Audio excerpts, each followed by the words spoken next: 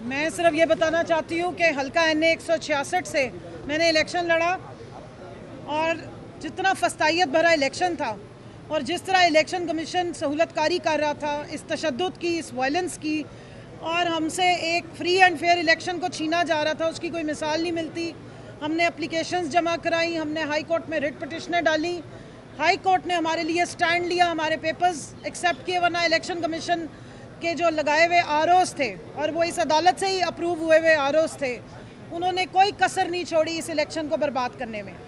अब जो नुक्ता है, जिस तरह तमाम मेरे कोलीग्स ने बात की, मेरा ये ख्याल है और रिक्वेस्ट भी है अपने चीफ जस्टिस साहब से, और मुअद्दबाना रिक्वेस्ट है कि इसको अपनी बेइज्जती मत गर्दानिए।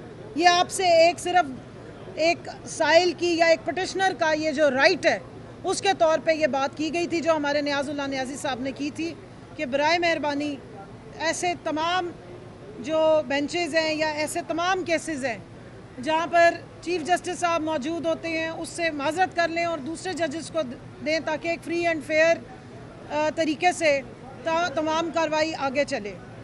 इलेक्शन कमीशन के किरदार पे बात की, मुझे ज़्यादा बताने की ज़रूरत नहीं, बिल्कुल रोज़े रोशन की तरह यहाँ हो गया है। इलेक्शन कमीशन ऑफ पाकिस्तान नहीं, पार्टी बन के वो हमारे ख़िलाफ़ केसेस कर रहा है। भला कभी आपने सुना है, कहीं दुनिया में हम रहते हैं, हम आइसोलेशन में नहीं रहते। पाकिस्तान जुपिटर जैसे किसी सैयारे पे अलग से कोई दुनिया जगह नहीं है। ये हमारे पीछे एक पार्लियामान है जिसने तमाम दुनिया की पार्लियामान्स में, एक IPU है, इंटर पार्लियामेंट्री यूनियन, उसमें भी साइन किया हुआ है। एज अ कौम, एज अ मुल्क हमने UN के बहुत सारे चार्टर्स और कन्वेंशन पे साइन किया हुआ है, हम उसके मेंबर हैं। हम आइसोलेशन में नहीं रहते। तो दुनिया पे नज़र डालिए और चेक करें कि क्या इस तरह के जो सो कॉल्ड आईनी इदारे होते हैं वो क्या लोगों के पीछे जाते हैं केसेस लेके? क्या वो पार्टी बनते हैं अगेंस्ट पॉलिटिकल पार्टीज़? याद रखिएगा कि सुप्रीम कोर्ट में case election commission of Pakistan बतौर पार्टी लेकर आया था और हमारा बल्ला ना देने का, इंट्रा पार्टी को डिस्क्रेडिट करने का case election commission of Pakistan supreme court में लेकर आया था।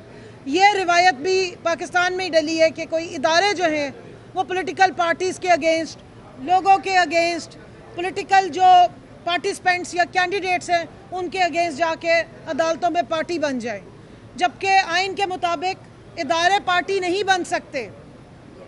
जब हम इलेक्शन के ट्रिब्यूनल में केसेस लेके जा रहे हैं तो हमें बताया जाता है कि इदारा जो है वो पार्टी नहीं बन सकता, तो आप पार्टी किसको बनाएंगे?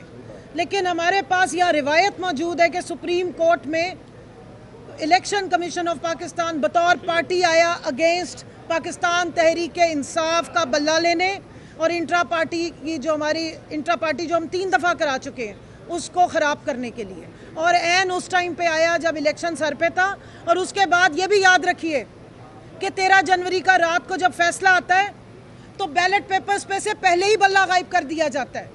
ना इंडिपेंडेंट्स के लिए बल्ला छोड़ा गया, ना किसी पार्टी के लिए बल्ला छोड़ा गया। उस बैलेट पेपर पे बल्ला नहीं था। इलेक्शन कमीशन ऑफ पाकिस्तान को क्या इल्हाम हुआ था कि फैसला PTI के अगेंस्ट आने जा रहा है? ये सवाल है बहुत बड़ा। जिस तरह इसी तरह का सवाल इस कोर्ट में हुआ था और मेरे ख्याल में मोहतरम मंदोखेल साहब ने पूछा था आर्ग्यूमेंट के दौरान ही, अगर आप सारी प्रोसीडिंग्स रिजर्व सीट वाली भी उठा के देख लें तो उसमें ये आपको नज़र आएगा कि क्या PTI को पहले से इल्हाम हो गया था कि उनको बल्ला नहीं दिया जा रहा, जो वो सब इंडिपेंडेंट चले गए थे। तो भाई हमने तो 2 चॉइसेस रखी हुई थी। हम तो सारे जो हैं मुतासरीन थे। हमने दोनों तरह के फॉर्म्स जमा करा दिए थे। एक पे PTI लिख के जमा करा दिया था, एक पे इंडिपेंडेंट लिख के जमा करा दिया था, क्योंकि हमारे लोगों ने बताया कि जब आप PTI लिख के जमा कराते हैं वो फॉर्म रिजेक्ट कर देते हैं। लेकिन मैं सवाल यही पूछूंगी कि क्या इलेक्शन कमीशन ऑफ पाकिस्तान को पहले से मालूम था कि बल्ला नहीं मिलने वाला? और उससे भी बड़ा सवाल पूछूंगी, राजा रियाज को अगस्त में ही पता था कि हमें बल्ला नहीं मिलने वाला। राजा रियाज को अगस्त में पता था, 1 साल पहले अगस्त में पता था कि पाकिस्तान तहरीक इंसाफ 2024 के इलेक्शन में नहीं होगी। तो इसको फिर अब हम क्या कहें? फिर मैं वड़ैच साहब जो है हमारे, सुहेल वड़ैच साहब, मैं भी वड़ैच हूँ, उनका एक जुमला ही निकाल लेती हूँ। ऐसे मौक़ों पे कहा जाता है तो क्या ये खुला तजाद नहीं है? फिर अब इसी बात पे आगे थोड़ा सा सिर्फ इतना कहूँगी, यहाँ आर्ग्यूमेंट हुआ, चीफ जस्टिस साहब ने ही आर्ग्यूमेंट किया कि हमने आइन पे चलना है, जस्टिस नहीं आइन देखना है। मैं सवाल पूछना चाहती हूँ, पाकिस्तान के आइन में कौन सी ऐसी शिक है जो आवाम को इंसाफ देने से रोकती हो? आइन बनाया इसलिए जाता है कि आवाम के साथ इंसाफ हो सके। और ये जो हमारे केसेस हैं, ये स्टोलन मैंडेट के केसेस हैं, ये आइसोलेशन में आप नहीं चला सकते। मेरी रिक्वेस्ट है, इमरान खान साहब की पटिशन को उठा के क्लब करें, पहले पूरे इलेक्शन की छानबीन करें, आपको हमारी पटिशन्स का जवाब मिल जाएगा।